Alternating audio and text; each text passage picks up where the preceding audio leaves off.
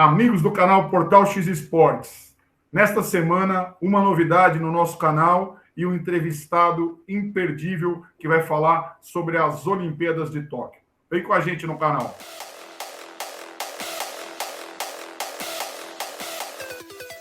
Amigos do canal Portal X Esportes, estamos começando mais uma entrevista, hoje com um convidado especial. Mas, antes de apresentarmos o nosso convidado, nós temos uma novidade a partir de agora no nosso programa. É com muito orgulho, eu e o Danilo Castro, que já vínhamos fazendo a apresentação deste canal, estamos convidando e está vindo compor a nossa equipe um nome de peso, que já foi entrevistado nosso aqui e agora vai fazer parte da nossa equipe. Carlos Bortoli, ex-judoca, seleção, tem uma entrevista com ele, jornalista, está compondo a nossa equipe de trabalho, agora a nossa equipe de entrevista. E hoje nós vamos estar com o subchefe da missão olímpica em Tóquio, ex-judoca internacional, especialista Sebastião Pereira. É com você, Carlos Bortoli, tudo bem? Seja bem-vindo. Olá, William. Olá, Danilo. Muito obrigado pelo convite. Estou aqui para engrossar o caldo aí com vocês. E vamos falar aqui com o nosso amigo Sebastião Pereira. Vamos falar um pouco do Sebastião. O Sebastião é formado em Educação Física pela tradicional Universidade Federal do Rio de Janeiro, com especialização em Gestão Esportiva. Aos 45 anos de idade, esse carioca é o atual gerente executivo de alto rendimento e operações internacionais do Comitê Olímpico Brasileiro. Dirigente com anos de experiência na seara esportiva, Sebastião foi subchefe da vitoriosa missão olímpica do Brasil nas Olimpíadas de Tóquio, quando o país bateu seu recorde histórico de medalhas. Como atleta, Sebastião destacou-se como um dos principais nomes de sua geração na década de 90 e início dos anos 2000, na modalidade de judô. Semifinalista nas Olimpíadas de Atlanta em 96, aos 20 anos, quando terminou na 5ª colocação, tem ainda em seu currículo as medalhas de ouro nos Mundiais Júnior e Militar, além da medalha de bronze no Mundial Adulto, realizado na Inglaterra em 1999. Seja bem-vindo, Sebastião.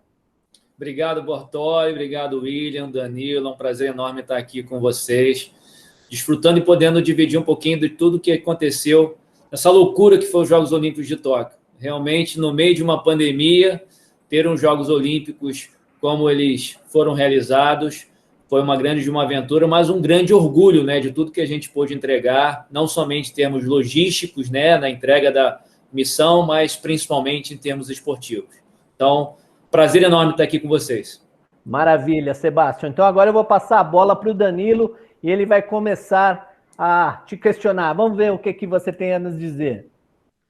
Vamos lá. Primeiro, boa noite, Bortoli, William, meu amigo Gulô e Sebastião. Cara, é um prazer enorme ter você aqui com a gente, né? Parabéns pelo seu currículo como atleta, agora como gestor. E vamos para as perguntas, né? Vamos sabatinar aqui o Sebastião. E a primeira é o seguinte, cara, nesse cenário assustador de Covid-19, troca de data, incertezas, como foi essa preparação dos atletas e também dos dirigentes do COB aí para esses Jogos Olímpicos de Tóquio? Legal essa pergunta, porque esse é um trabalho de uma equipe enorme, né? Um planejamento que começou lá em 2005. O Bortoli falou de 95, 96, eu pensei que eu era atleta ainda aqui. Ó. Mas, enfim, 2015 nós começamos a fazer um planejamento, visitas ao Japão, para nós identificarmos os locais que nós iríamos usar para fazer a aclimatação. Considerando o Japão do outro lado do mundo, a gente tem que ter uma série de cuidados, né? Porque não é só chegar para uma competição, ficar 2, 3 dias e competir. Japão é outro lado do mundo, só para início de conversa são 12 horas de diferença. Ou seja, não dá para chegar 2 dias antes e competir.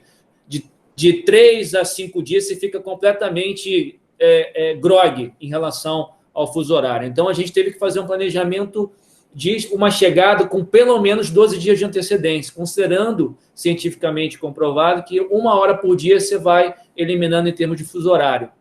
E para isso foi para todas as modalidades, e a gente tinha o desafio de encontrar também no Japão, considerando o Japão, apesar de ser uma potência esportiva, você tem um território extremamente limitado, né? Ele é pequeno, para uma grande quantidade de pessoas. E você tem boas instalações, só que essas instalações já estavam completamente tomadas principalmente pelas equipes japonesas. Então, a gente teve que fazer um trabalho em conjunto com o Comitê Olímpico Japonês, num retorno do trabalho que nós fizemos para o Japão enquanto eles estavam se preparando para o Rio de Janeiro. Quando eles vieram para o Brasil, nós os ajudamos a identificar alguns locais que eles poderiam usar durante a sua preparação para também se aclimatarem para os Jogos Olímpicos de Tóquio. E aí, no retorno, eles identificaram também para a gente instalações que eles não estivessem usando que poderiam ser úteis para a nossa delegação. E aí, instalação, fuso horário e, principalmente, alimentação foram focos do nosso trabalho prévio na identificação de todos esses locais que poderiam ser. Então, contratamos uma empresa brasileira-japonesa de alimentação, que ao longo do último ciclo, a partir de 2017, nós começamos a testá-las para ver se a alimentação estava de acordo e a gente, graças a Deus, conseguimos a aprovação, principalmente dos atletas que foram testando essas bases desde 2017, e assim nós operamos a alimentação da melhor forma possível, onde cada atleta pôde ter no seu dia a dia o arroz e feijão, que tanto é importante na nossa alimentação, na nossa dieta. E isso é fundamental, né? A gente estava do outro lado do mundo, e sendo do outro lado do mundo, distante da família, com uma grande quantidade de tempo. Tem gente que se adapta melhor, ficando bom em um período grande de tempo fora da sua residência, do seu convívio com a família. Outras pessoas não, sentem falta. Então, se a gente tiver ali alguns detalhes que são extremamente importantes, e a alimentação, a cultura, for o mais próxima possível da sua realidade, ou seja, do Brasil, facilita na hora da adaptação dessa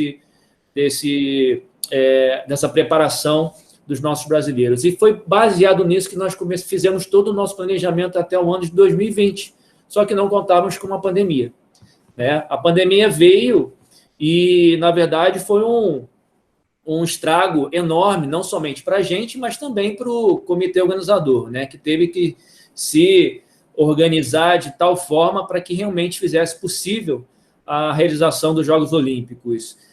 E isso considerando a cultura japonesa e o povo japonês, né, que são extremamente certinhos, o que está planejado não pode sair nem um pouco daquilo que está desenhado. Então, foi uma adaptação tanto deles como também nossa para nos adequarmos a essa nova realidade de pandemia.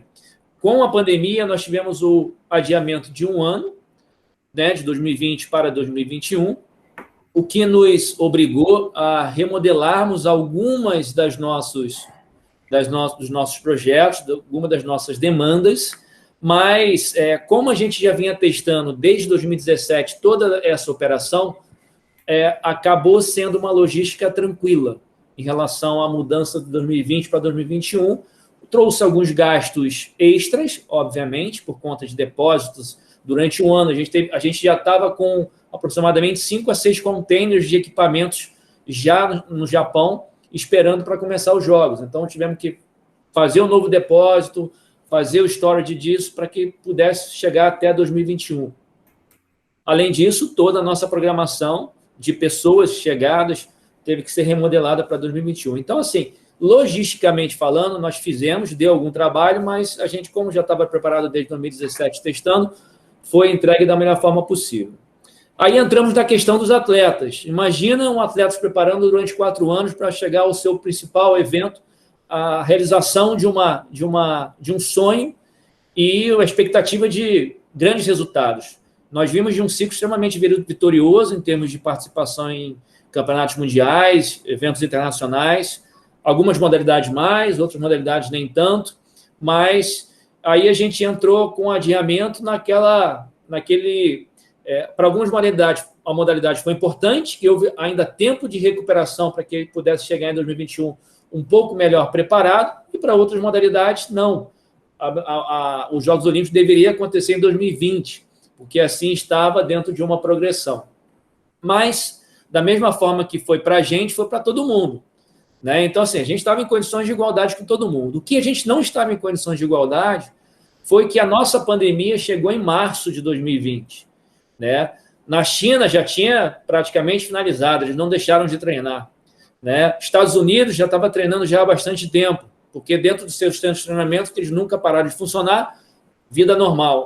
E a Europa estava saindo do período de isolamento e já entrando em treinamento, ritmo de treinamento e iniciando as primeiras competições.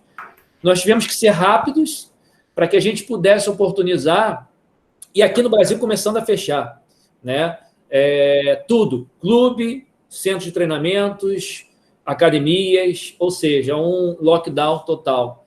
Nós tivemos que ser rápidos para tentar oportunizar algum local no mundo que a gente pudesse enviar os nossos atletas para que eles pudessem ter a oportunidade de continuar treinando em condições de alto rendimento. Todos eles continuaram treinando, mas em condições precárias, dentro da sala de casa, dentro do quintal, dentro do sítio, dentro da piscina do condomínio, mas a gente sabe que, se considerando em alto rendimento, isso não é o ideal. Foi umas férias forçadas ativas, né? Eles continuaram treinando de forma ativa, mas não era o ideal.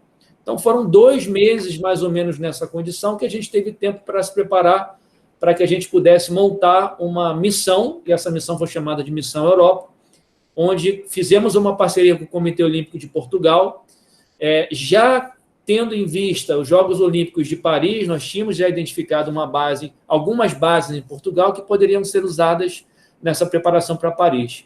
E a gente acabou testando antecipadamente todas essas bases nessa Missão Europa, onde nós pudemos enviar aproximadamente quase 300 atletas para a Europa no segundo semestre, a partir de julho de 2020. E durante todo o segundo semestre, nós fomos enviando atletas para a Europa, ficando de 30 dias a 45 dias, algumas um pouco mais, algumas um pouco menos, respeitando a programação também de cada modalidade, competições, treinamentos também que eles oportunizavam junto com outras equipes europeias. E assim foi. A Missão Europa foi um sucesso porque trouxe novamente aquele sentimento de alto rendimento. Treinar em alto rendimento é diferente. Você precisa ser competitivo, né? E é algo que a gente está precisando em várias modalidades, né? A gente precisa treinar competitivamente. Treinar entre nós, treinar com brasileiros, treinar dentro da sua academia, dentro do seu clube, nada mais natural. Mas a gente precisa ter aquela exigência da competitividade dentro da sua modalidade, algumas mais, outras menos. Então, a Missão Europa resgatou essa possibilidade de readaptação ao treino de alto rendimento, dando ali uma oportunidade deles retornarem a uma condição de treinamento competitivo e, posteriormente, a um período de competição. E, por último, né, você me perguntou sobre os gestores, e é de praxe, né, dentro da nossa área de jogos e operações internacionais, que é a área que prepara, né, faz toda a preparação de missões de Jogos Olímpicos, Jogos Pan-Americanos, Jogos Sul-Americanos. É de praxe nós fazemos cursos com todos esses gestores. E é um curso que começa no ano dos Jogos Pan-Americanos, com mesmos, por exemplo, o chefe de equipe e o gestor de cada modalidade é obrigado a fazer um curso de 2 anos conosco, onde tem metas, né? Tem alguns milestones, né? Tem alguns pontos que são importantes. Então, nós começamos no ano anterior dos Jogos Olímpicos, que é o ano dos Jogos Pan-Americanos. Fazemos os cursos online e presenciais na preparação para os Jogos Pan-Americanos. Durante os Jogos Pan-Americanos, no ano anterior aos Jogos Olímpicos, ele é avaliado dentro da sua performance. Depois ele recebe um feedback, né, sobre como ele foi, o que ele precisa desenvolver, ou se não deu certo, né? E começamos uma nova fase para os Jogos Olímpicos, que é no ano seguinte. E assim foi durante a preparação para Lima, 2019, onde nós conseguimos também um recorde de medalhas, né? Conseguimos uma boa performance do time Brasil, e continuamos durante o ano de 2020, não com a realização dos Jogos, mas continuamos também com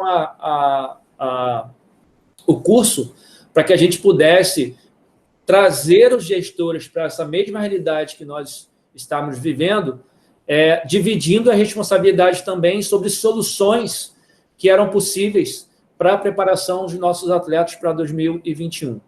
Né? Então, foi um crescimento não somente nosso, né, em termos de organização de Jogos Olímpicos e em termos de preparação da equipe, mas principalmente das confederações, que é fundamental que tenham um pouco mais de independência para que possam trazer também soluções criativas para as suas modalidades. A gente está aqui para dar a oportunidade, para dar o suporte, mas primariamente é da confederação essa responsabilidade de fazer a preparação das suas equipes. Falei bastante, mas reflete um pouquinho de tudo, né, que foi essa, como eu falei no início, né, essa aventura que foi os Jogos Olímpicos de Tóquio. Né? Começou lá atrás, em 2015, mas ainda não terminou, falar nisso. Né? Tem coisas ainda sendo fechadas e finalizadas que a gente espera até o final do ano finalizar com chave de ouro.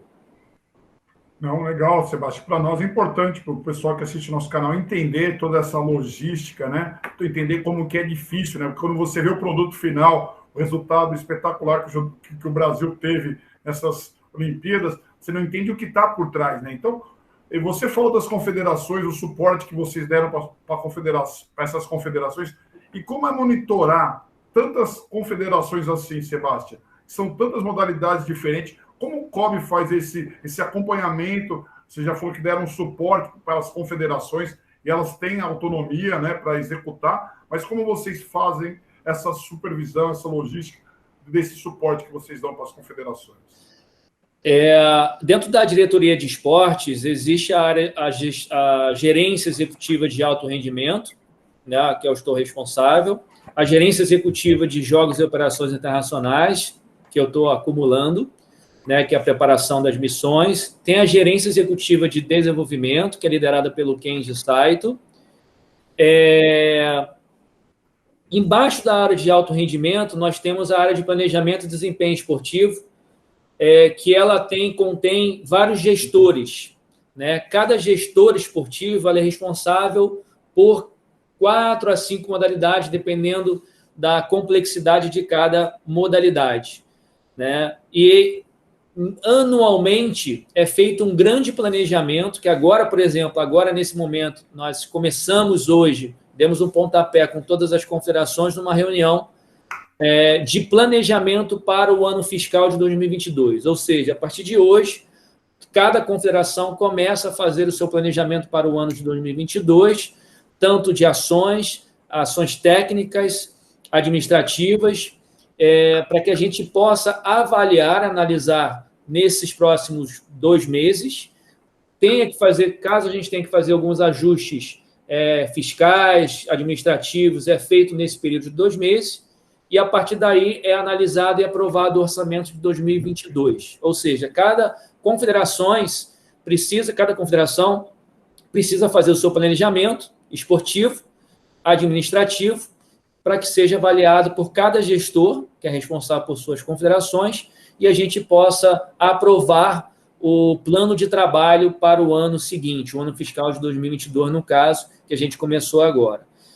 Isso é feito a parte administrativa e relacionada à lei das loterias, que é aquele recurso que é repassado para as confederações. Né? E esse recurso ele é baseado, basicamente, em 12 fatores, que são 10 relacionados à meritocracia, que vai desde medalhas de Jogos Olímpicos, medalhas de Jogos Pan-Americanos, participação e manutenção dessas medalhas ao longo dos anos, campeonatos mundiais júnior, ou seja, são fatores que são objetivos, que as confederações, caso tenham pontuação, medalha de ouro, prata ou bronze, é ali analisado, é pontuado, e aquilo reflete um orçamento para eles para o ano seguinte. Então, com base nisso, é feito o planejamento e é aprovado. Além disso, a área de alto rendimento, planejamento, dentro da área de alto rendimento, essa sub-área, que é o planejamento e desempenho esportivo, que é responsável pelo relacionamento com as confederações, e também é responsável por fazer a preparação das nossas principais chances em Jogos Olímpicos, Jogos Pan-Americanos e Jogos Sul-Americanos. Nós temos um orçamento que o próprio Comitê Olímpico desenvolve, analisa, através desses gestores, em conjunto com os gestores das confederações, para que a gente possa otimizar as chances de medalhas nesses eventos, que são os nossos chamados planejamentos, são as nossas preparações esportivas, preparações olímpicas de cada modalidade. Cada modalidade tem um projeto de preparação olímpica para que a gente possa, ano a ano, otimizar as nossas chances de medalha. Então, vamos pegar lá o judô. A gente pega o judô, tem todo o orçamento da lei das loterias, que é repassado para as confederações, baseado num planejamento do ano, para o ano seguinte. Além disso, a gente tem um orçamento que a gente organiza para que a gente possa otimizar todas as chances de medalhas ou necessidades que a equipe olímpica necessita durante o ano. Então, por exemplo, um atleta se machucou, que era uma chance de medalha. A Mayra, por exemplo, que ano passado, a Mayra Aguiar, teve uma lesão de LCA, de menisco, se fosse menisco era tranquilo, mas de ligamento colateral anterior, e ela tinha um planejamento, só que ela teve que ser retirada desse planejamento, teve que ser feito um planejamento à parte, só para ela. Então, é um projeto especial para a Mayra Aguiar, de recuperação da lesão dela e também de retorno competitivo.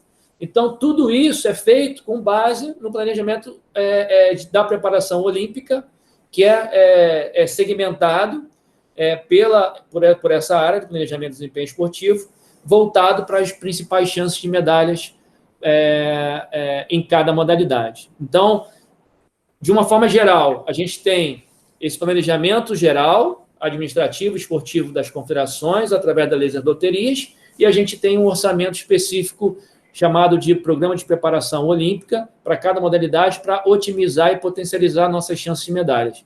Com base nisso, nós conseguimos os resultados em 2019 e agora em 2021 nos Jogos Olímpicos de Tóquio. Legal, Sebastião. Eu queria voltar um pouco na primeira resposta sua sobre durante o auge da pandemia do Brasil, o COB acabou conseguindo enviar essas delegações para treinamentos no exterior, em especial em Portugal. Mesmo com todas as dificuldades ali, o Brasil estava no auge, a Europa já estava numa descendente em relação à pandemia. Queria saber um pouquinho mais sobre essa logística, sobre essa interlocução com o poder lusitano, com os portugueses, por exemplo, e quais parâmetros vocês tinham, até para alimentar o otimismo de vocês? Vocês esperavam que isso daria o resultado que deu em Tóquio? Bem, tudo que a gente faz, a gente pensa, obviamente, sempre no sucesso posterior. A gente analisa bastante o cenário atual em relação às confederações. Foi necessário também nós identificarmos o cenário dentro da Europa que era possível, considerando as restrições para o Brasil, porque em muitos países nós não podíamos entrar, inclusive em Portugal. Então, nós tivemos que, na verdade, nos virar nos 30, literalmente, para que a gente pudesse identificar as melhores oportunidades de treinamento, considerando disponibilidade de local, infraestrutura para determinados esportes, considerando a abertura de países para receber brasileiros. Tivemos que considerar também o cenário de cada modalidade, se era propício ou não Portugal ou outro país. Então, assim, foi uma conjunção de fatores que a gente foi desenhando para algumas modalidades, Portugal, para outras modalidades, era outro país. Vou te trazer um exemplo aqui, Taekwondo. Taekwondo Portugal praticamente não existe, então não adiantava a gente mandar para Portugal o Taekwondo. Então foi identificado dentro da Europa algum outro país que tivesse, primeiro, fosse aberto para receber brasileiros. Segundo, tivesse uma boa equipe para poder fazer treinamentos. E terceiro, se a nossa equipe também teria essa disponibilidade, teria essa vontade. né? Porque vai muito assim, a gente pode conseguir um país pelo nosso relacionamento que a gente desenvolve entre comitês olímpicos, mas a modalidade não necessariamente tem um bom relacionamento ou acredita que tecnicamente aquilo é o melhor. E aí, Taekwondo, a gente conseguiu alinhar tudo isso. A Sérvia foi o país escolhido, tem uma boa equipe de Taekwondo, né? Bons treinadores, boas condições de treino, e estava aberta para receber brasileiros, desde que tivesse uma carta, um convite do clube ou da confederação, da Federação Nacional Esportiva, convidando os brasileiros. Portugal não estava aberto para brasileiros, como ainda não está, desde que fosse comprovado um vínculo profissional. Então, a gente conseguiu, junto com o Comitê Olímpico Português, uma carta, né, onde cada delegação, nominalmente, né, treinador, atleta, todos aqueles devidamente nomeados, tinham ali a comprovação que eles estavam indo por questões profissionais. E aí, na entrada em Portugal, era, desde o embarque nosso aqui no Brasil, até a chegada em Portugal, era comprovado essa documentação e a gente era liberado para entrar.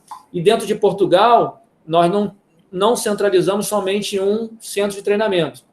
Nós tínhamos um treinamento em Rio Maior, onde já era uma base que nós já tínhamos usado e já tínhamos identificado como oportunidade para algumas modalidades. Aí também conseguimos ir para o Porto, onde, por exemplo, o tênis de mesa tem um centro de treinamento. Fomos a Sangalhos, que é mais próximo do Porto, onde tem um grande centro de treinamento de ginástica. Basquete, por exemplo, chegou aí também, dentro de uma das preparações, chegou a ser ventilada a possibilidade de ir para Sangalhos. Se não me engano, foi para a preparação de um evento na Europa. Não fez parte diretamente de uma classificação olímpica, foi uma preparação dentro de um evento importante na Europa. Enfim, a gente tentou, na verdade, alinhar com Portugal essa oportunidade de infraestrutura, de condições de abertura, né, de autorização para a entrada de brasileiros, né, e também, tecnicamente falando, para algumas modalidades. Judô foi uma oportunidade porque Portugal já há muito tempo tem uma equipe que não vai para todas as categorias, mas tem uma equipe treinando ali em conjunto dentro de Coimbra ou mesmo em Lisboa, e aí foi criada uma condição pela Federação Portuguesa de Judô para fazer um treinamento em conjunto. Acabou vindo Suécia, acabou tendo alguns outros países também da Europa se encontrando ali em Portugal para poder criar condições de treinamento e trazer um pouco de competitividade. Foi, inclusive, nesse treinamento que a Mayra teve a lesão de LCA, infelizmente. Mas, enfim, faz parte do jogo, né? Infelizmente, a lesão faz parte do jogo. Então, assim, foram situações, Bortoli, que a gente foi, na verdade, identificando para a melhor oportunidade para o nosso time Brasil. E era o que a gente tinha naquele momento. E a gente identificava que, naquele momento, a parte psicológica, mental, ela vinha deteriorando demais em relação aos atletas. Imagina nós, enquanto atletas, ficarmos podados de fazer aquilo que a gente mais gosta, pensando nos Jogos Olímpicos. Até aquele momento não se tinha confirmação, em março, não se tinha confirmação dos Jogos. Ou seja, todo mundo, caramba, eu não estou treinando, mas o mundo está voltando a treinar. Como eu faço? O que eu faço? Então, todo mundo, a cabeça de todo mundo foi sendo abalada por toda essa questão. E aí a gente teve que pensar rápido em algumas soluções para, pelo menos, dar a oportunidade deles voltarem a pensar em alto rendimento. Poderia dar certo, como poderia ter dado errado, né? Mas com o resultado agora a gente pode falar que realmente fez parte, né, de um grande case, né, na preparação no meio dessa loucura que foi a pandemia, e ainda continua, né? A gente ainda continua no meio da pandemia, então soluções criativas a gente ainda continua dando. Então, teve momentos que a gente teve que mandar atletas sem a confirmação realmente se ia conseguir entrar ou não em Portugal ou na Europa, porque a gente tinha que arriscar.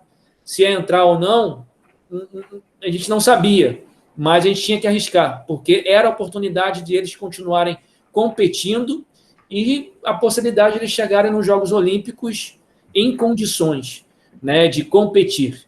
Porque não adiantava chegar nos Jogos, todo mundo ia chegar, porque a gente tinha autorização para entrar, a gente estava treinando aqui no Brasil já, mas em que condições competitivas nós iríamos chegar? Então, nós tínhamos que fazer, e nós fizemos, em conjunto com as confederações, com grandes riscos, inclusive, né, a todas as oportunidades que eram possíveis para que eles pudessem se preparar da melhor forma possível.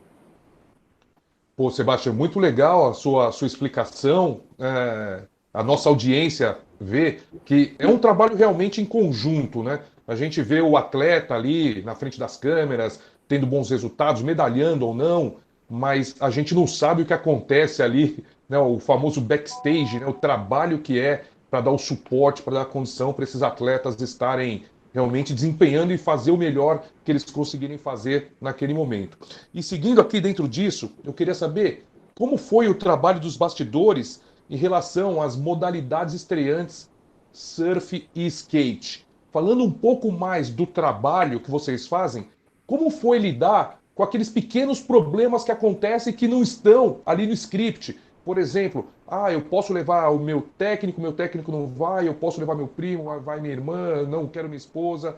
E se você esperava esse sucesso avassalador que teve o surf skate, você vê o número de praticantes, a gente só fala nisso aqui no Brasil agora, isso foi também realmente um case de grande sucesso de vocês. Legal, Danilo, a sua pergunta, e pegando um pouquinho do que você começou a falar em relação ao backstage, né? Esse foram jogos muito especiais para todos nós, assim, que já estamos nessa pegada há muito tempo, né? Então, várias medalhas dessas que foram conquistadas nos Jogos Olímpicos de Tóquio. Quer falar, William? Não. Várias medalhas que foram conquistadas nesses Jogos Olímpicos de Tóquio, muitas foram num trabalho de equipe de fato, né? A gente viu vários treinadores, né, falando e colocando assim, simbolizando em muitos momentos, né, várias mãos em cima da medalha, para justamente falar assim, foram realmente várias mãos na criação, na produção dessas medalhas. Então, foi todo um trabalho realmente de backstage, né, na preparação, tudo que a gente está falando aqui em relação à preparação dos atletas.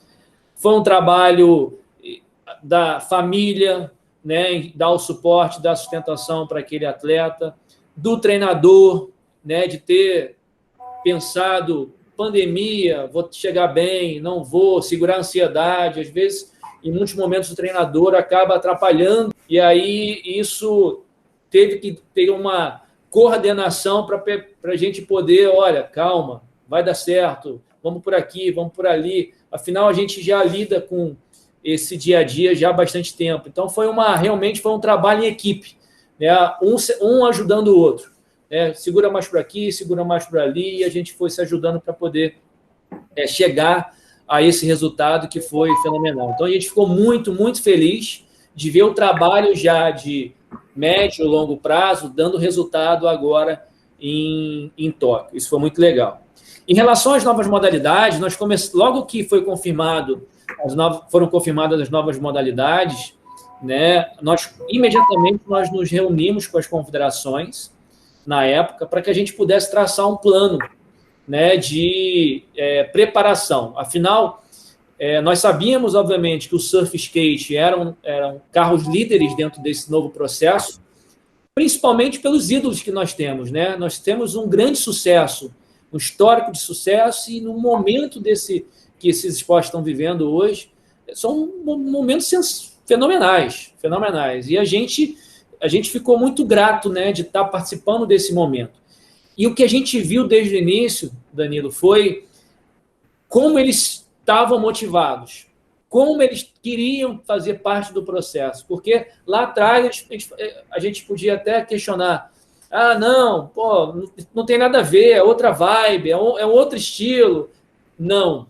eles abraçaram de tal forma esse movimento olímpico, e o movimento olímpico também abraçou os esportes de tal forma que, assim, entendo eu que eles não saem mais. Eles já foram confirmados, inclusive, em 2024, em Paris, em 2028, nos Jogos Olímpicos de Los Angeles. E em 2032, que será em Brisbane, na Austrália, provavelmente estarão, porque a Austrália tem grandes surfistas e tem grandes skatistas, né, que inclusive ganhou da gente na final do parque, do skate park. São duas modalidades que, entendo eu, que vieram para ficar e que abraçaram o movimento olímpico e foram abraçados também pelo movimento olímpico. Nós temos a escalada também, que também foi confirmada também já, tanto para 2024 como também para 2028. É uma modalidade nova para a gente, apesar de ser bastante, né, nova no meio olímpico, mas a gente está ainda em desenvolvimento, não está no mesmo nível do surf e do skate, mas existe um trabalho de desenvolvimento com jovens atletas para que a gente possa chegar. Não vejo em 2024 ainda com chance, mas talvez em 2028, dentro de um trabalho, se for mantido, né? Nós, infelizmente, tivemos o karatê, né, participando desses jogos, mas não sendo confirmados para 2024. Nós tínhamos uma grande chance de participação, né, com a equipe de karatê. Houveram algumas mudanças na realização dos Jogos 2020 para 2021, e nesse meio tempo, o karatê foi uma das modalidades que foram prejudicadas nessa mudança, e a gente não conseguiu manter o mesmo nível de performance que nós estávamos em 2019 para 2020, onde nós tínhamos uma grande chance. E considerando que o karatê é uma modalidade, faz uma luta, já está ali numa condição de chance de medalha, era uma modalidade que a gente tinha grandes resultados, a gente tinha uma expectativa muito grande de chegarmos com uma chance de medalha em Tóquio, mas infelizmente acabou não acontecendo. Mas ainda é uma modalidade pan-americana e a gente continua também olhando bastante, conversando bastante com a Federação com a Confederação Brasileira de Karatê, para que a gente consiga dar seguimento. Não está em 2024, pode ser que esteja em 2028. Isso acontece de tempos em tempos, essa votação de entrada e saída para os jogos. Beisebol e softball teve a participação em Tóquio, mas não foi confirmada para Paris. Também pode voltar para 2028, dentro de uma grande votação que possa ainda acontecer. Nós não tivemos representantes também no beisebol e softball. E aí tem um sentido também. A Panamérica, né? A Panamérica aqui no beisebol e softball é muito forte. É muito forte. Então, junto ali a Panamérica, junto com o Japão, né, são algumas das modalidades mais fortes que nós temos. Então, para sair da Panamérica, se sair classificado da Panamérica, já automaticamente já é uma chance de medalha nos Jogos Olímpicos. E nós não conseguimos sair nessa classificação para os Jogos Olímpicos, já aqui na Sul-América e na Panamérica, dentro do beisebol e softball. Então, assim, foram modalidades novas, onde, a partir do momento que nós tivemos a confirmação, nós começamos a trabalhar dentro dessa parceria, porque, principalmente, nós precisávamos fazer com que eles entendessem o que é um Jogos Olímpicos, entendessem o que era um movimento olímpico, porque uma coisa é um evento da sua modalidade, outra coisa é um evento multiesportivo, né? E a gente viu algumas reações. A nossa maior preocupação na Vila Olímpica era a reação dos atletas e da comissão técnica, o que é os Jogos Olímpicos. Considerando que a pandemia acabou nos ajudando em determinados pontos, porque a Vila não foi aquela festa, né, aquela oportunidade de interação como normalmente né? A gente tem várias atrações dentro da Vila Olímpica, porque se um atleta vai para os Jogos Olímpicos, mas vai pensando mais em aproveitar a Vila e não competir, ele desfoca totalmente. Então, nesses Jogos Olímpicos foi ao contrário, acabou a gente não tendo essas oportunidades, porque não havia permissão para ter interações entre modalidades, eventos e ações de patrocinadores que tem dentro da Vila normalmente não foram permitidas. Então, o único momento de interação que os atletas tinham era dentro da sua competição ou dentro da academia, dentro da Vila Olímpica. Fora isso, refeitório. Mas refeitório era um perigo, né, que a gente não recomendava, que eles pudessem se manter durante muito tempo. Por isso, nós criamos, em frente à Vila Olímpica, um espaço que era um centro de alto rendimento que nós montamos, onde nós tínhamos comida brasileira. Então, até mesmo o refeitório da Vila, nós desencorajamos e pedimos para que eles frequentassem mais o nosso centro de alto rendimento, porque lá tinha uma alimentação adequada à alimentação brasileira. Ou seja, a gente foi tentando se organizar ali de tal forma para tentar minimizar qualquer tipo de problema relacionado à pandemia. Então, essas modalidades entraram no meio disso tudo, mas acho que o resultado do surf, como também do skate, prova que a gente conseguiu sucesso aí dentro do nosso planejamento de conhecimento e interação entre o movimento olímpico e essas novas modalidades. Fantástico, Sebastião. O Brasil descobriu novas paixões aí no caso do surf e do skate, foi algo realmente sensacional.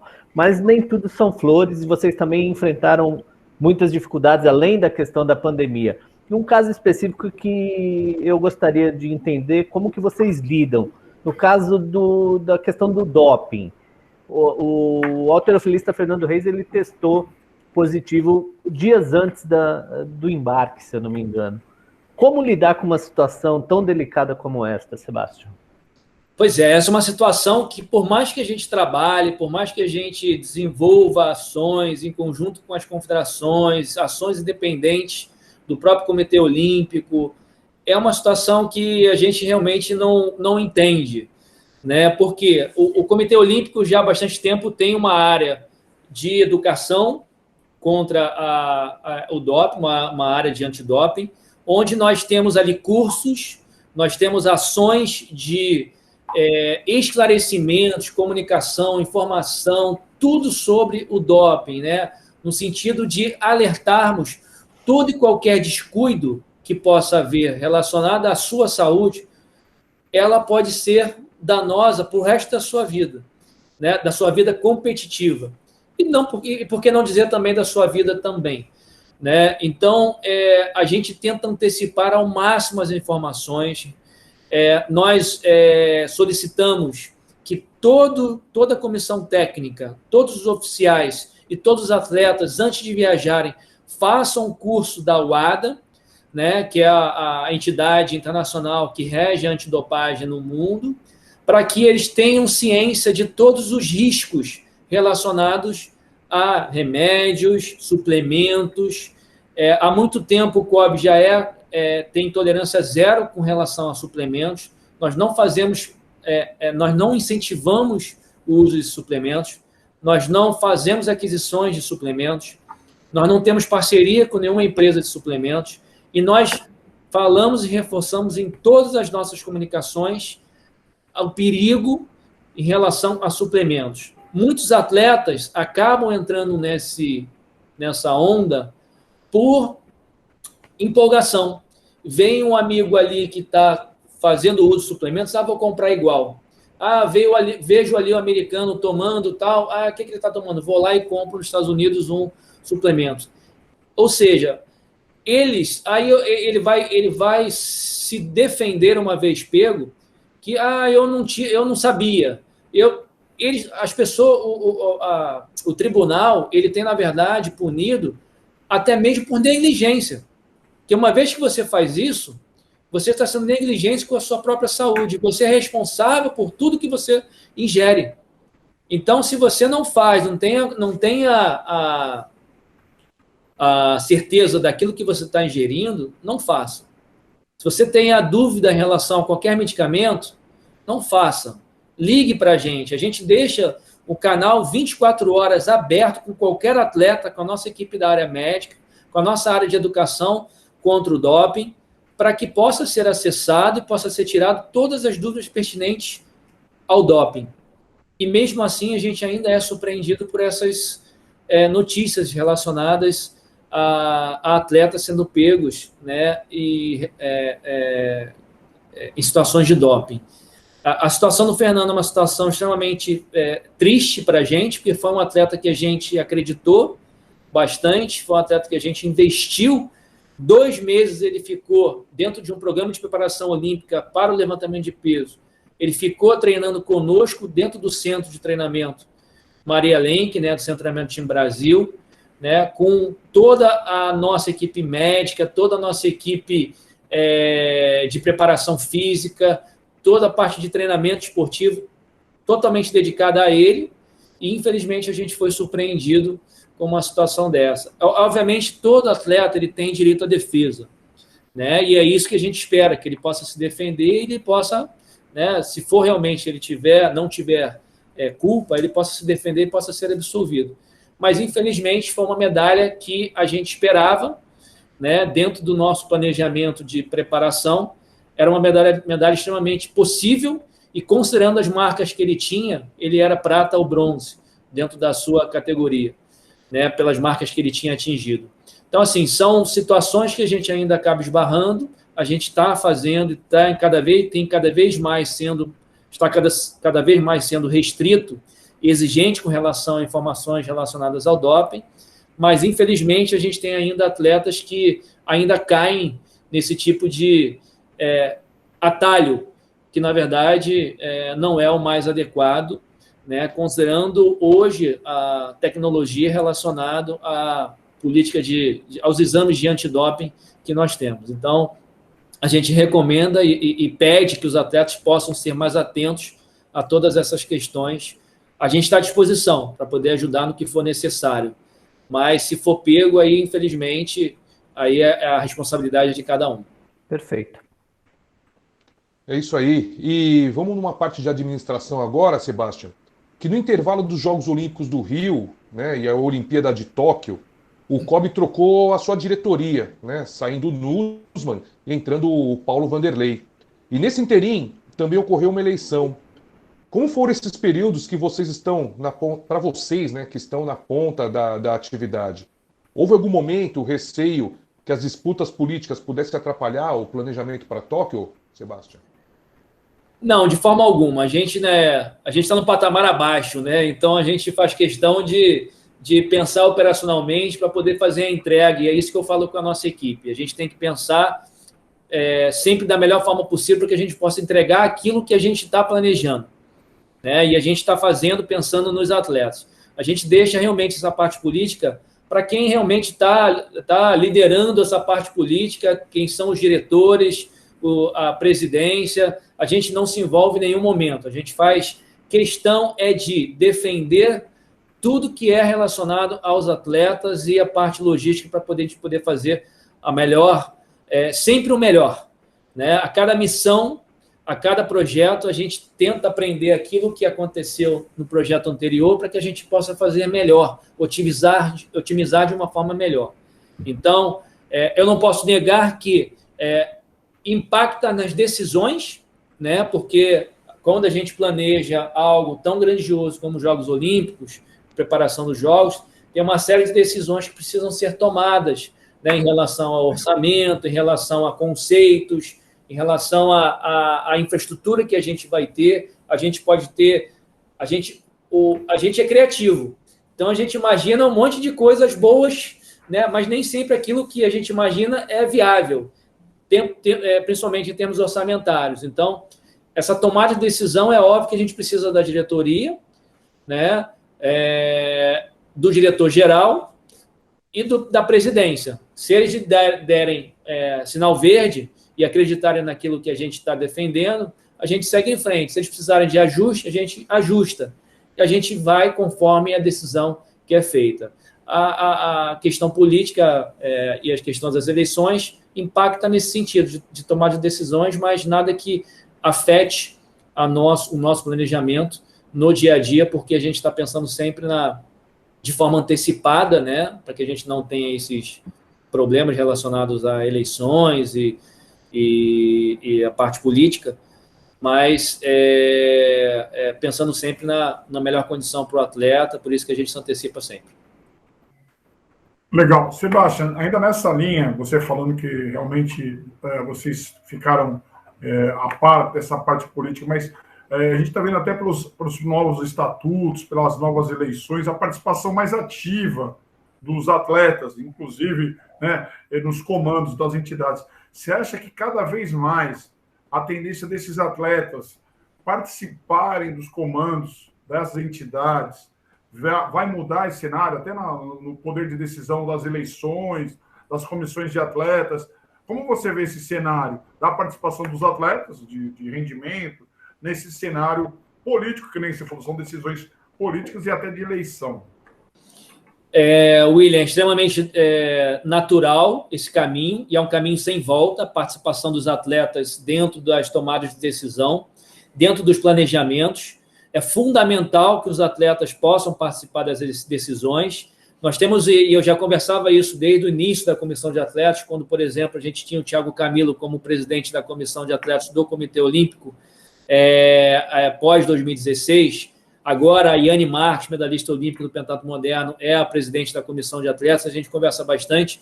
É um desafio muito grande a capacitação desses nossos atletas para essas questões relacionadas à parte administrativa. Uma coisa é você ser atleta, você entender da sua modalidade, outra coisa é você pensar no todo, no sistema como um todo. E é isso a dificuldade que a gente vê ainda de alguns atletas entenderem, na verdade, o todo, né, o sistema. Mas isso faz parte do processo. É um processo novo que vem acontecendo. Como eu falei, é um caminho sem volta, fundamental que eles participem desse processo. Nós já temos atletas em posições de tomada de decisão, que já estavam em outras posições em outros momentos, como eu falei, a Yane Marques, né? A gente tem o Rogério Sampaio, campeão olímpico da nossa modalidade, que é o diretor-geral do Comitê Olímpico, né? O próprio presidente, Paulo Vanderlei, é um ex-treinador, ex-treinador, campeão olímpico do Rogério Sampaio.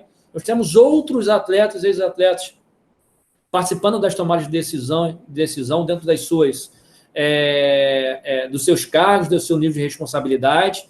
Ou seja, é fundamental porque o atleta ele traz uma experiência que é peculiar, né? Ele fez parte daquele movimento, ele fez parte dessa realidade que é a realidade esportiva a realidade esportiva do país. Ele fez parte do que é o movimento olímpico, do que é os Jogos Olímpicos, o que é os Jogos Pan-Americanos, os Jogos Sul-Americanos. Ele sabe da dificuldade. Então, é natural que ele venha contribuir, a partir da sua experiência, contribuir para poder fazer o melhor para os próximos atletas, né? Como eu falei, nós precisamos, como ex-atletas, nos prepararmos melhor. Nós precisamos todas as oportunidades de cursos de administração, cursos esportivos, ou seja, tudo isso que faz parte dessa disciplina, né, administração esportiva, é fundamental para a gente entender o todo, né, entender o sistema como um todo, para que a gente possa fazer diferença não somente para a sua modalidade, mas fazer diferença para o movimento olímpico dentro do esporte olímpico nacionalmente falando e principalmente internacionalmente falando. Esse é o grande gap isso faz parte de um grande pensamento que a gente vem cada vez mais implantando. Nós temos que ir para os Jogos Olímpicos não para participar mais, nós temos que ir para ganhar medalha. Para fazermos, se não for possível ganhar medalha, fazermos o melhor. E esse melhor é conseguir o seu personal best, é conseguir o seu melhor resultado dentro daquela competição. Se eu tenho 10,5 dentro de um 100 metros rasos, eu quero fazer 10,00, eu quero fazer o 9,9 e assim por diante. Então, assim, se isso vai ser medalha ou não, é uma consequência. Os outros atletas também se prepararam para isso, né? Mas eu quero fazer sempre o meu melhor. E é esse personal best que é a busca diária e que a gente fala e conversa com todos os atletas para que eles consigam. E da mesma forma nós, que aqui estamos do outro lado, no backstage, é o que a gente exige também e pede para todos os nossos colaboradores para que possam fazer o seu melhor para o atendimento de um melhor serviço dentro todos esses projetos que a gente faz para os atletas. Legal, Sebastião, no nosso canal a gente fala muito dessa relação do estudo, da transição de atleta, até o Bortoli foi um dos nossos entrevistados falando, você que foi um judoca de ponta, lutava de terno, né, Bortoli? Um judoca extremamente técnico. Era classe A. Glacial, ele realmente lutava de paletó. A gente fala isso no judô do Sebastian, tecnicamente espetacular. E o resultado dele foi excepcional. Mas, Sebastian, fala para nós, talvez duas perguntas em uma, mas no sentido, como foi a sua transição, que a gente fala muito a sua transição de atleta, hoje para ser um gestor, né, executivo, né, subchefe de missões internacionais, e qual o olhar do COB? Você tem algum curso de formação para ex-atletas, para transição? Você tem alguma coisa pensando em atletas olímpicos como você, entre outros, que eu sei que estão, você citou Rogério Sampaio, entre outros que estão no COB. Como foi a sua transição e se o COB tem alguma preparação para esses atletas? Hoje, se tem algum olhar, alguma coisa para esse tipo?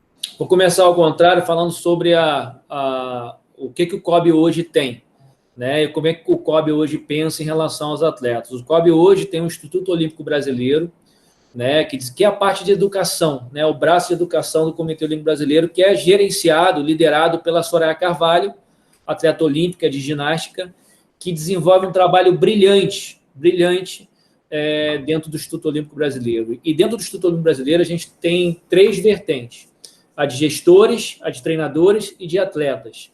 Para cada público desse, você tem uma gama enorme de oportunidades, né, de cursos, capacitações, oportunidades até mesmo de empregabilidade que possam surgir a partir de determinados projetos como esse. Então, por exemplo, para gestores, você tem o curso de administração e gestão esportiva, que é o CAGE, que é feito, já beneficiou centenas de gestores de diversas confederações. Todas as entidades esportivas do Brasil podem se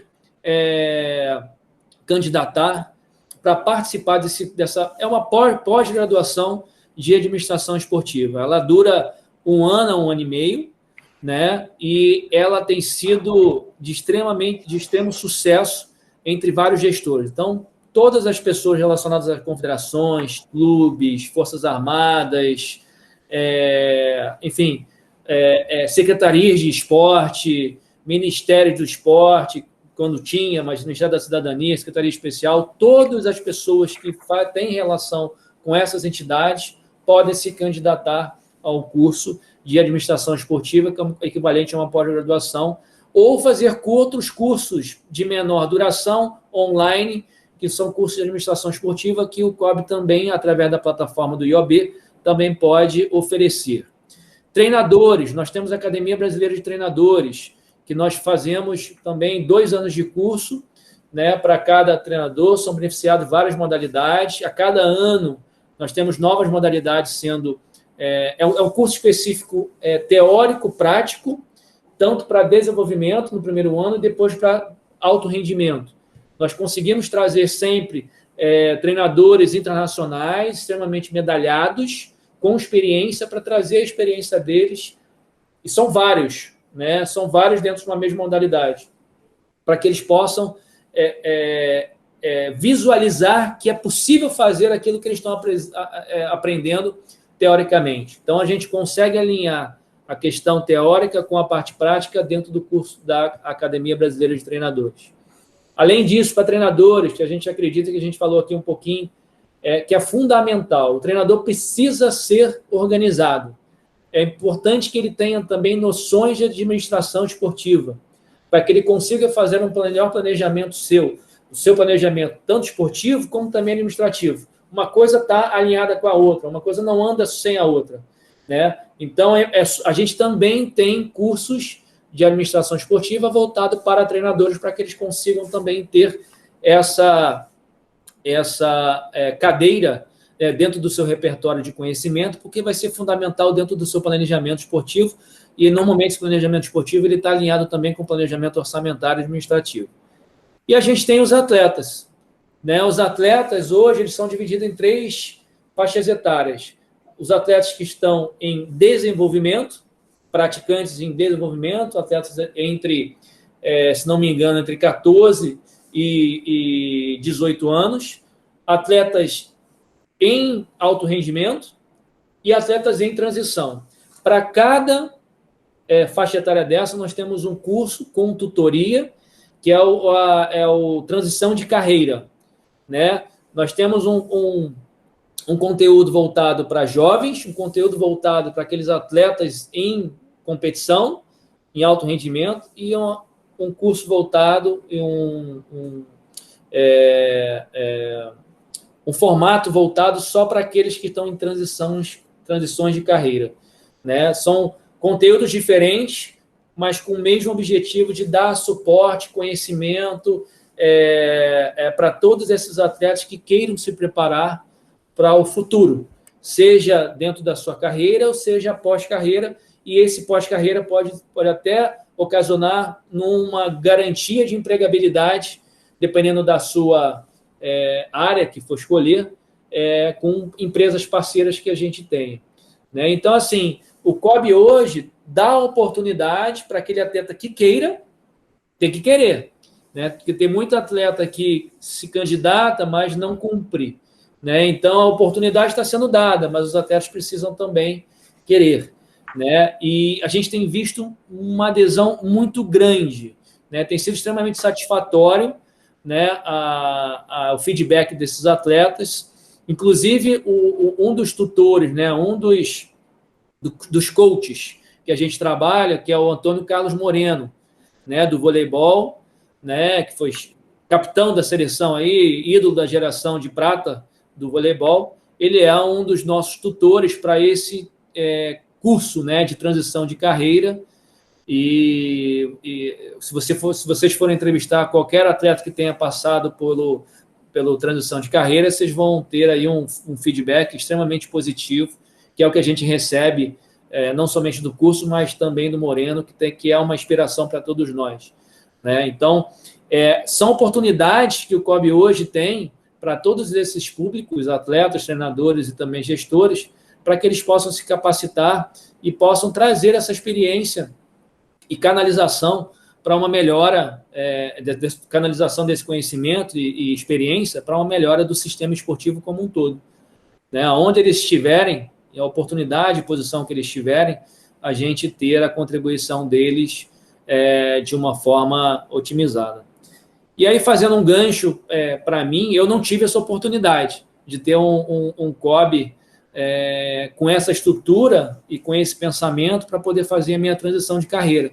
A minha transição de carreira, na verdade, foi na marra, mas eu já estava bastante consciente, né? E aí, Bortoli e o William vão ficar mais... acho que eu comecei a parar, vão estar mais cientes ali do meu processo ali de finalização esportiva, mas eu comecei a pensar em parar em 2002, se não me engano. Eu tive uma carreira muito positiva, mas também marcada por muitas contusões que foram... não eram contusões de uma semana, um mês, eram contusões de 6 meses, um ano. Então, eu quando estava indo bem, pum, dava uma caída, tinha que recuperar de novo, era sempre um recomeço. Então, depois ali do ano 2000, foi sempre... Depois do ano de 99, foi sempre um eterno recomeço. Mas foi bom enquanto durou, né? Eu adorava aquilo, né? Aquilo lá, para mim, era uma terapia, né? Eu sinto uma falta enorme. Era muito melhor lá do que aqui, né? Pode ter certeza disso. Mas, então, assim, eu comecei a pensar em 2002, mais ou menos, realmente um pouco mais firmemente em parar, né? Mas eu vinha bem entre aspas. Eu estava sempre naquele recomeço, mas fazendo algumas mudanças na minha vida. Acabei saindo do Rio para ir para São Paulo, na tentativa de tentar me reinventar. Acabou não dando muito certo. Enfim, eu já cada vez mais me dava certeza que eu tinha que parar. Então, eu vinha num processo de amadurecimento para isso e esperando uma oportunidade. Eu já estava me formando, né, depois de enrolar ali a faculdade durante um bom tempo, porque não conseguia, viajava muito, né? Mas já vinha pensando, e o caminho natural era ser treinador, né? Então, até como o William falou, né, o Bortoli, a questão técnica para mim, eu sempre tive uma facilidade muito grande e uma como é que fala, eu pensava muito e de certa forma era fácil para mim, né, relacionado a soluções técnicas possíveis. Então, o caminho natural ia formado em educação física, vinha para ser um treinador. Mas aí apareceu a oportunidade também da área de administração esportiva, que para mim era um desafio e eu gostava, sempre gostei da parte administrativa. Afinal, eu comecei a fazer universidade de economia.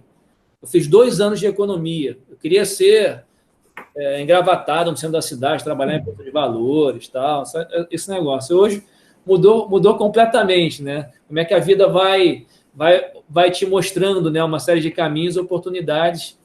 E aí eu juntei o útil ao agradável, né, que foi esporte com a parte administrativa. E surgiu a oportunidade em 2000, comecei ali a conversar em 2004, né, quando houve a criação do comitê organizador dos Jogos Pan-Americanos de 2007, e em 2005 eu fui convidado pelo Agberto Guimarães para fazer parte da equipe esportiva dentro do comitê. Então, para mim, ali eu vinha procurando especializações na área de administração esportiva, né, depois de ter me formado. Ali foi um momento de realmente assim, não, é a oportunidade da minha vida. E ali eu agarrei, fui trabalhar com o Agberto na preparação, na organização dos Jogos Pan-Americanos, né, de 2007, Jogos Pan-Americanos, aqui no Rio de Janeiro. E, graças a Deus, entendo eu que tive o sucesso, tanto é que eu fui convidado para depois ir para o Comitê Olímpico e trabalhar na área técnica.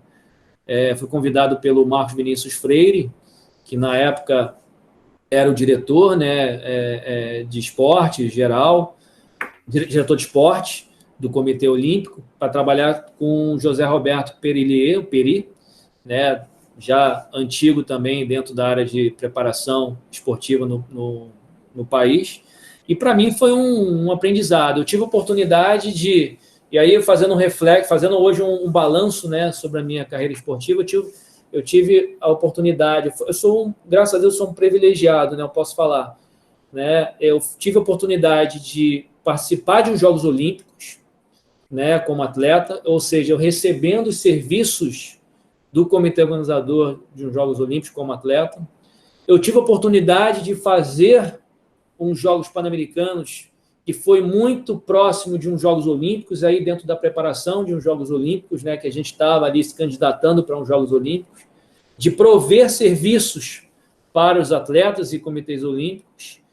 E logo depois eu fui convidado pelo Comitê Olímpico para fazer parte da área técnica e participei de vários Jogos Olímpicos, aí desde 2008 eu venho participando de Jogos Olímpicos, como gestor, né? Ou seja, recebendo também os serviços de um comitê organizador de Jogos Olímpicos como gestor. Então, eu entendo que eu passei por algumas fases que foram importantes dentro desse meu amadurecimento esportivo, para entender também como é que o sistema funciona. Além disso, eu nunca parei, e não paro, eu quero cada vez mais. Então, apesar de hoje eu ter a experiência que eu tenho, eu morei 3 meses na Austrália, trabalhando dentro do Comitê Olímpico Australiano, né, para entender como funciona, o que é um Comitê Olímpico diferente, de sucesso, dentro de um sistema diferente, né, um sistema esportivo diferente. Passei por alguns cursos e oportunidades na área de administração esportiva.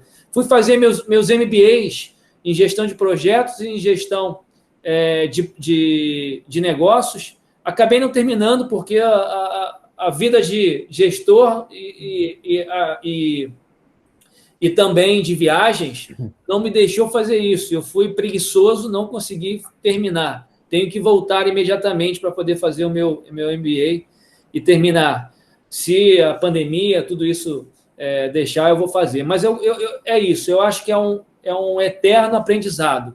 A cada ano que passa, eu tento ter oportunidades para poder me capacitar cada vez mais, seja através de algum outro comitê olímpico, experiência, benchmarking, ou seja, dentro de cursos que estejam disponíveis dentro das plataformas do Comitê Olímpico Internacional, do próprio Comitê Olímpico, ou de instituições educacionais que possam trazer sempre um valor e agregar cada vez mais esse conhecimento que eu estou adquirindo, amadurecimento. Isso que é o que me move, na verdade, hoje em dia. Sorte do esporte brasileiro em ter um profissional desse quilate. Valeu, obrigado, cara. Sebastião, estamos entrando aqui na parte final de nossa entrevista e a pergunta, com toda essa explanação que você deu sobre essa complexidade dos Jogos Olímpicos, todo esse trabalho que a equipe de apoio tem para colocar os Jogos Olímpicos em pé, uma equipe com condições de representar o Brasil. Então, nós partimos aqui para a pergunta final. Nas recentes entrevistas aqui dos dirigentes do COB, vocês já começaram a falar no planejamento para as Olimpíadas de Paris. Quais serão as principais diretrizes para esse evento, Sebastião? Explica para nós um pouquinho. A gente já começou a pensar em Paris já há algum tempo, nós já realizamos 2 visitas em Paris para a gente tentar identificar locais que possam servir como base. Né? O que a gente está procurando? Diferentemente do Japão, né, a Europa, para a gente, é muito mais acessível. Nós temos diversas modalidades, já tem os seus clusters, como nós falamos, né? Já tem os seus locais de preferência. Então, o basquete tem um local de preferência que normalmente vai treinar, o que possa trazer competitividade dentro de um treinamento. O judô, da mesma forma, gosta de, normalmente faz as suas aclimatações antes de algum mundial, por exemplo, na França, em alguns clubes que tem extremamente forte dentro da França. E outros, taekwondo, a gente já falou da Sérvia, ou seja, cada modalidade, tênis de mesa na Alemanha, natação, você tem uma divisão ali entre Itália, França ou até mesmo Portugal. Cada esporte tem a sua preferência de local. Então, é diferente de uma aclimatação que a gente tentou identificar para o Japão, onde nós pudéssemos ter um local com pelo menos 12 a 15 dias de antecedência, onde eles pudessem se aclimatar. Né? Então, a gente está focando para Paris em identificar locais que possam ser de games time, ou seja, durante o evento dos Jogos Olímpicos, nós identificamos um local que possa ser um centro de treinamento, de alto rendimento e de recuperação, que seja próximo da Vila Olímpica. Né? Foi o mesmo escopo que nós estivemos agora em Tóquio, ao lado da Vila Olímpica, onde nós provemos alimentação, parte de recuperação de atletas, com toda a área médica, fisioterápica, massoterápica, uma área de treinamento também físico, né, com uma grande área de musculação, uma área de voleibol, onde nossas equipes de voleibol, nossos treinadores procuram sempre não se contentar somente com os horários que são disponibilizados pelo comitê organizador, que é de 1h30 por dia, mas eles treinam normalmente 2 horas e meia a cada sessão de treinos, ou seja, aquilo que o comitê organizador provê durante os Jogos Olímpicos para nossas equipes de vôlei não é o suficiente. Então, Zé Roberto, Renan, sempre pedem um local que eles possam ter durante os Jogos próximo da Vila, que eles possam treinar. Ou seja, a nossa área de operações de uniforme, nós normalmente recebemos nossos uniformes na cidade que vai ser realizado os Jogos Olímpicos. Então, nós precisamos montar com antecedência uma operação gigante, com uma área de 300 metros quadrados, para que a gente possa receber todo o nosso carregamento de uniformes diretamente do nosso fornecedor na cidade, e a gente possa montar todas as malas. A gente está falando aí de, por exemplo, para Tóquio foram 750 malas, quase 750 malas sendo montadas num período de 10 dias. É uma operação gigante. Então, a nossa busca nesse momento é para que nós possamos, até o final do ano, determinarmos qual é o local que vai servir como base durante os Jogos Olímpicos, para que seja local de recuperação dos nossos atletas entre uma sessão de treino ou entre uma sessão de competição e outra, e também para que seja também o nosso local de operações durante os Jogos Olímpicos. E nós vamos, para o período de aclimatação, conversar com as confederações para entender quais são os locais e países que eles normalmente já vão, porque daqui até lá, quanto menos testes, melhor. Né? Testarmos novos locais para saber se dá certo. Não, vamos naquilo que já é rotina, que eles já se acostumaram, que já tem ali a sua rotina de treinamento, conhecimento, e vamos ver o que a gente consegue otimizar nesses locais para que a gente possa trazer um conforto e uma menor mudança de rotina para essas modalidades, para que eles possam se sentir em casa e assim possam chegar nos Jogos Olímpicos de Paris na melhor condição possível, já que o sarrafo aumentou, né? O sarrafo aumentou e é isso que a gente gosta. A gente está sempre aumentando o sarrafo para que a gente consiga chegar e está sempre buscando. Da mesma forma que a gente exige, né, que os atletas possam ter os seus melhores resultados, a gente também vai exigir de nós mesmos que a gente consiga aí mais resultados e melhores resultados. Ô, Sebastião, muito obrigado. Nós estamos encerrando aqui. Eu acho que para nós, para mim, para o Danilo, para o Bortoli, foi uma aula, para o pessoal que assiste a gente no canal Portal X Esportes, porque, na verdade, o pessoal vê lá só o produto final. Você deu todo cheio de detalhes, como funciona desde a comida, desde o alojamento, desde ir tomar um suplemento, desde de tudo, porque às vezes você vê lá o resultado no quadro de medalhas ou o resultado da equipe tal, você não entende o que está envolvido por trás. Então, na verdade, para nós foi muito rico, para quem vai nos assistir. Eu queria agradecer mais uma vez em público, você prontamente atendeu o nosso pedido. Queria que você fizesse aí uma finalização e já agradecer a sua participação, que para mim, eu acho que para o Danilo e para o Bortoli também, foi uma excelente aula, uma excelente entrevista. Poxa, William, eu quero agradecer demais a vocês a oportunidade. Eu vim aqui me recuperando aqui estou há 2 semanas só, depois de ter passado quase 50 dias lá no Japão. Passar um pouquinho dessa experiência, eu acho que é uma obrigação que eu tenho, né, com a sociedade esportiva, principalmente, né, com a comunidade esportiva, principalmente. A gente está super aberto, né, a trazer mais experiências. Eu tentei passar para vocês um pouquinho daquilo que a gente pensa, da forma como a gente pensa esporte, né? É com muita paixão que a gente faz cada detalhe, pensando no melhor para o atleta e pensando no melhor resultado, né? Então, eu fico muito satisfeito em poder dividir isso com vocês, que são super atuantes, apaixonados como eu por esporte. Então, é um prazer enorme ter participado junto com vocês desse momento. Bortoli, amigo de longa data, de treinos, né? E Danilo, um prazer enorme estar falando com você pessoalmente não, mas virtualmente, né? Mas foi um prazer enorme ter passado aí esse pequeno momento com vocês e estou aberto aí, porque novos desafios, né? A gente já está pensando, né? A gente já está pensando e planejando agora os Jogos Pan-Americanos Júnior, que vão ser realizados agora entre finalzinho de novembro e início de dezembro, com 350 atletas júniores agora em Cali. Então, não para, né? A gente pensa em esporte, pensa em missão, pensa na melhor preparação para que a gente possa ter sempre os resultados como o Brasil merece. É isso que a gente almeja, o que a gente busca diariamente. Então, muito obrigado aí a todos vocês. Tá, Sebastião, só para você saber, tá?